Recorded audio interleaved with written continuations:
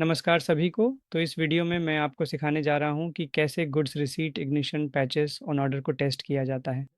ये सब standard BP का उपयोग करके किया जाएगा। आप इस ज्ञान का उपयोग तब कर सकते हैं जब आप कोई भी प्रोग्राम बना रहे हों या कोई कस्टमाइजेशन कर रहे हों, जैसे कि कस्टमर आरएफसी। आप सीधे किसी अन्य सिस्टम से एसएपी को कॉल कर रहे हैं। ठीक है, आप इन फील्ड्स को संबंधित बीपी में पास कर सकते हैं और साथ ही बीपी का यह ज्ञान कि कैसे टेस्ट करना है भी उपयोगी है। बीएपीआई का उपयोग करके आप किसी भी अन्य ट्रांजैक्शन के लिए इसका उपयोग कर सकते हैं, जैसे कि परचेज ऑर्डर बनाना, सेल्स ऑर्डर बनाना, कहीं भी आप इस संबंधित ज्ञान का उपयोग कर सकते हैं। तो आज हम इस बीएपीआई गुड्स मूवमेंट क्रिएट को चेक करने जा रहे हैं। तो इनपुट फील्ड्स कौन कौन सी हैं? अगर आप परचेज ऑर्डर के खिलाफ गुड्स रिसीव्ड क्रिएट करना चाहते हैं तो ये फील्ड्स हेडर लेवल पर उपलब्ध हैं, जैसे कि हमें पोस्टिंग डेट पास करनी होती है। तो दोनों पोस्टिंग डेट और डॉक्यूमेंट डेट, इनकी डेट फॉर्मेट आप देख सकते हैं। सिस्टम कैसा था जो अनुमति दे रहा है, ठीक है। तो इस सिस्टम में हम इसका पालन करने जा रहे हैं, जैसे कि mdd.mam.yyyy। और अगर आप चाहें तो आप idoc वगैरह में भी ऐसा कर सकते हैं। जब आप उस पर काम कर रहे होते हैं तो आमतौर पर यह YYMMDD फॉर्मेट में होता है, तो उसी तरह से आप इसका उपयोग करने जा रहे हैं। तो यहाँ आप कर सकते हैं। सिस्टम ने 10 में अनुमति दी है, मैंने डॉट्स के साथ कोशिश की थी। तो रेफरेंस डॉक्यूमेंट नंबर में आप किसी भी प्रकार का रेफरेंस डॉक्यूमेंट दे सकते हैं। यह एक वैकल्पिक फील्ड है, यहाँ तक कि जीआर के लिए भी आप इसे हटा भी सकते हैं। तो गुड्स मूवमेंट कोड 01 देना ज़रूरी है, यानी 01 को GR, material number, plant code और स्टोरेज लोकेशन के लिए डिज़ाइन किया गया है।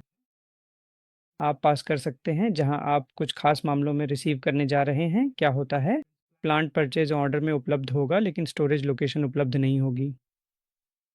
तो ये विवरण आप तब भी पास कर सकते हैं जब आप जानकारी नहीं दे रहे हो। ये परचेज ऑन ऑर्डर और आइटम से कॉपी हो जाएगा, लेकिन फिर भी जीआर के हिस्से के रूप में सामग्री को सत्यापित करना आवश्यक है।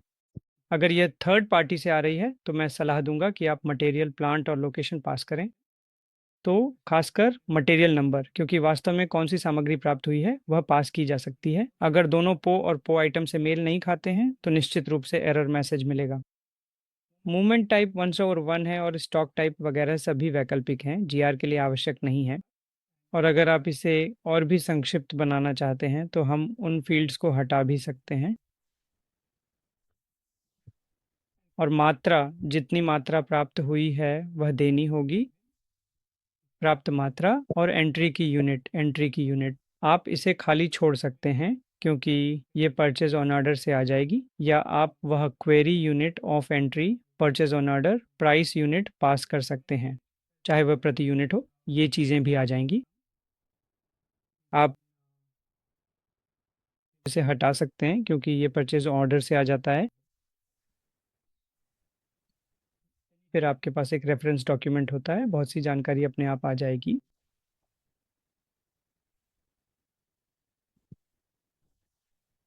तो सबसे महत्वपूर्ण है कि पीओ नंबर और पीओ आइटम देना ज़रूरी है।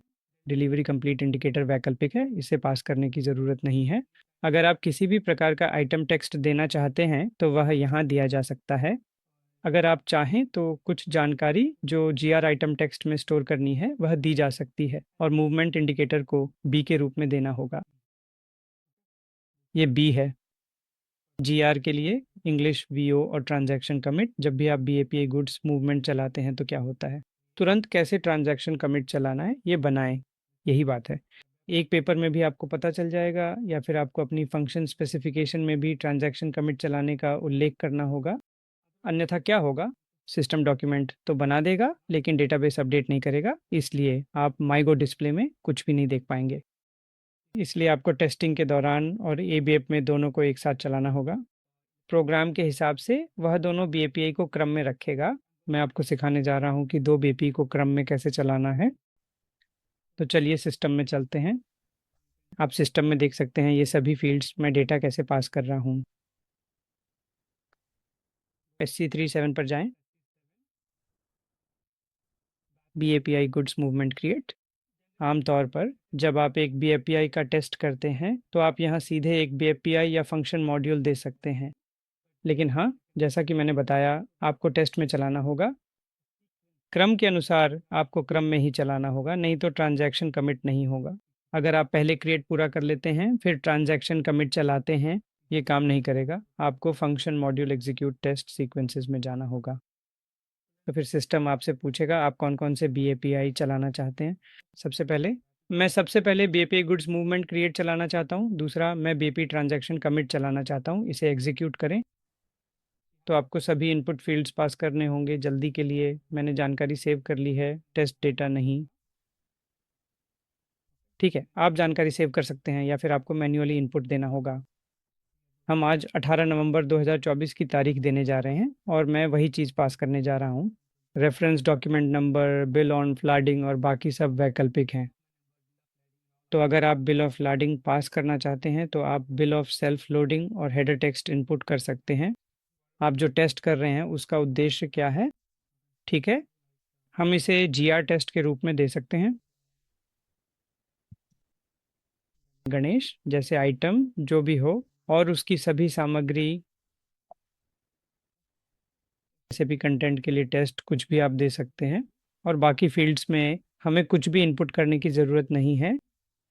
तो यहाँ बिल ऑफ लाडिंग ही आमतौर पर दिया जाता है। इसे हर 80, 11, 20, 25 को बिल ऑफ फ्लडिंग के रूप में दिया जा सकता है। कोई भी जानकारी वापस जाए। फिर गुड्स मूवमेंट कोड 01 दिया गया था और अगर आप टेस्ट रन चेक करना चाहते हैं तो आप इसका उपयोग कर सकते हैं, अन्यथा सीधे गुड्स मूवमेंट पर जाएं। Item, material number, plant storage location, movement type 101, quantity, unit of measure input करें। ये खाली भी छोड़ा जा सकता है। यहाँ पर परचेज ऑन ऑर्डर नंबर और परचेज ऑन ऑर्डर आइटम लिया जा सकता है। मैंने एक और फील्ड का जिक्र किया था, है ना? वह है मूवमेंट इंडिकेटर। ये वाला मूवमेंट इंडिकेटर भी देना ज़रूरी है। यही मैंने एक्सेल शीट में बताया था।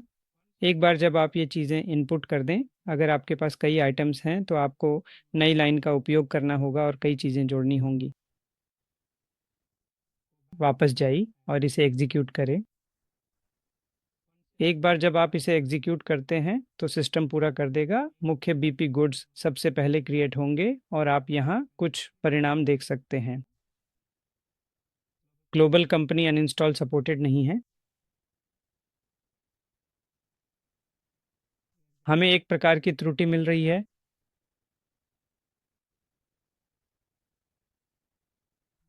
फिर वापस जाइए और ट्रांजैक्शन में एग्जीक्यूट करें।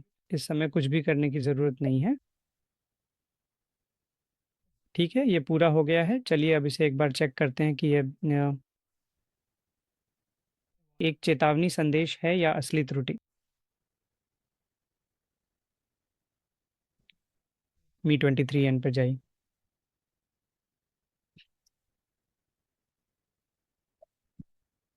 एंड ये परचेज ऑन ऑर्डर है। प्योर हिस्ट्री पर जाए।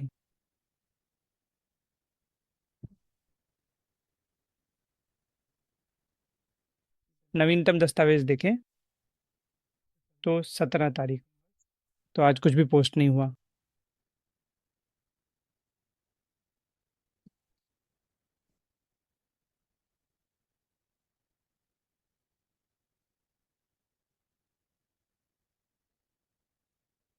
आइए मैन्युअली पोस्ट करने की कोशिश करते हैं। कोई भी त्रुटि आ सकती है। Goods received, purchase on order 137। क्योंकि कल ही मैंने टेस्ट किया था तब ये ठीक से काम कर रहा था। दो, कृपया लोकेशन RM01 पर जाएं और फिर चेक बटन पर क्लिक करें। पोस्ट करें। ठीक है, ग्लोबल कंपनी, और ये अभी भी सपोर्टेड नहीं है। लगता है किसी ने कुछ चीज़ें की होंगी। ठीक है, direct posting function global company को नहीं ढूंढ सका। निर्दिष्ट ग्लोबल कंपनी, या तो दस्तावेज दर्ज करें या PW01 ट्रांसफ़र कंपनी कोड पढ़ें। प्रत्येक वैश्विक कंपनी को तालिका में परिभाषित किया जाना चाहिए। T880GL के लिए प्रत्यक्ष पोस्टिंग नहीं हो सकती। दस्तावेज और TWL0 की जांच करें। तो कल आईडी सिस्टम में किसी ने ऐसा किया होगा। आइए जांच करें। T880 क्या है? वैश्विक कंपनी कोड, डेटा सत्र। ये SAM30V मॉडल है _T880। कंपनी कोड NS12 बिल्कुल ठीक है, कृपया आगे बढ़ें। तो यहाँ किसी ने कंपनी को हटा दिया होगा।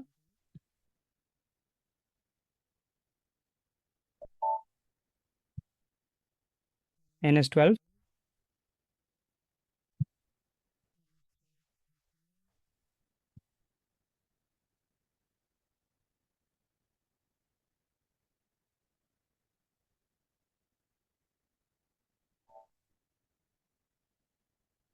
आइए इसे फिर से जांचते हैं, फिर हम चलते हैं।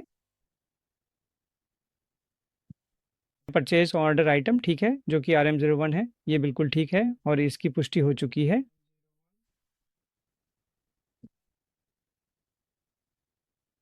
मात्रा को पोस्ट करें। हाँ, किसी ने आइडा सिस्टम में टेबल TAA0 हटा दी है। वास्तविक समय में ऐसा नहीं होगा। ठीक है, अब हम अपने SC37 फंक्शन मॉड्यूल पर जा रहे हैं। टेस्ट सीक्वेंस में निष्पादित करें और पहले माल की मूवमेंट बनाएं। ट्रांजैक्शन कमिट, फिर टेस्ट डेटा डायरेक्टरी का उपयोग करें। मैं तारीखें बदलना चाहता हूं, मुख्य रूप से 18 तारीख। आमतौर पर आप एक टेस्ट डेटा बनाते हैं ताकि ये अगली बार आपके लिए सहायक हो। समय 1801 से लेकर वर्तमान वर्ष 2024 तक। टेक्स्ट को सावधानीपूर्वक संपादित करें। यह गणेश पडाला की महत्वपूर्ण सामग्री है, तो वह दी गई जानकारी बिल्कुल ठीक और सटीक है। गुड्स मूवमेंट कोड 01 है, जो एक विशिष्ट पहचान संख्या है, और आइटम में material, plant, storage location, movement type. मात्रा जितनी आप GR करना चाहते हैं, VO number, VO item, movement indicator भी ठीक है, ये विवरण रखने चाहिए। एक बार जब आपने ये जानकारी भर दी, अब हम इसे निष्पादित करने जा रहे हैं। देखिए, इस बार कोई परिणाम नहीं है।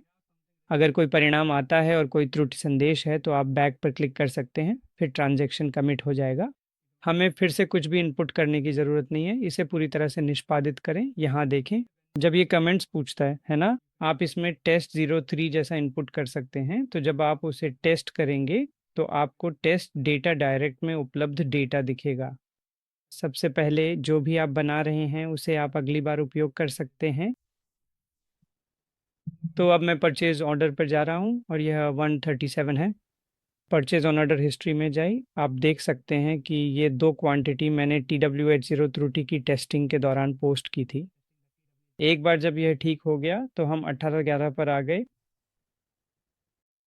डन क्वांटिटी और बिल ऑन फ्लैडिंग, जो भी अतिरिक्त टेक्स्ट हमने दिया था, जैसे गणेश पड़ाला कंटेंट और जहाँ टैब, प्लांट लोकेशन, जो भी जानकारी आपने दी थी वह यहाँ आ गई है। ये इस बारे में है कि BAPI के साथ परचेज ऑर्डर के खिलाफ प्राप्त माल का परीक्षण कैसे करें और ट्रांजैक्शन कमिट करना आवश्यक है।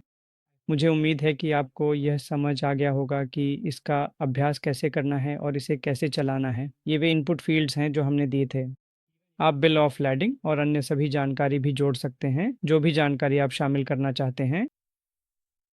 देखने के लिए धन्यवाद। अगर आपको लगता है कि ये वीडियो आपके काम के लिए सहायक है तो आप यूडमी पर रेटिंग दे सकते हैं, या अगर आप ये वीडियो यूट्यूब पर देख रहे हैं तो आप इसे अपने धन्यवाद के साथ साझा कर सकते हैं।